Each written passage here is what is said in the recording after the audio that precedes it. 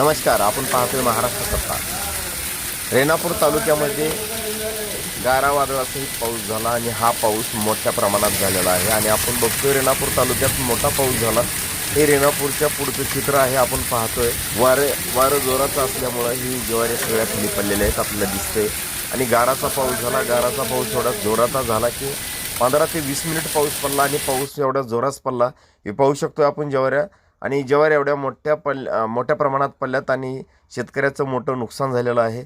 आपण बघतोय हे सगळं चित्र दिसतंय आपल्याला रेणापूर तालुक्यामधलं आणि रेणापूर तालुक्यातलंच ही चित्र आहे, आपण पाहू शकतोय।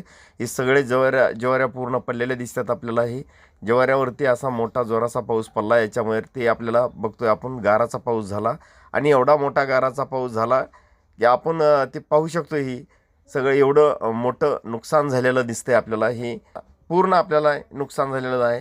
आताही आपण बघतोय रेणापूर तालुक्यातलं हे नुकसान आहे, हे पूर्ण शेतकऱ्यांचं नुकसान झालेलं आहे।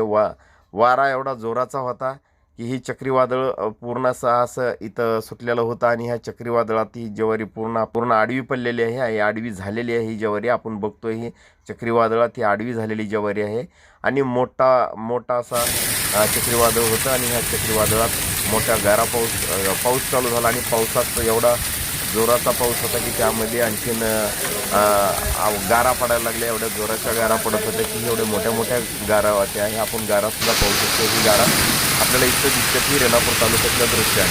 इथं संपतोय महाराष्ट्र सत्ता, मारुती काळे, लातूर।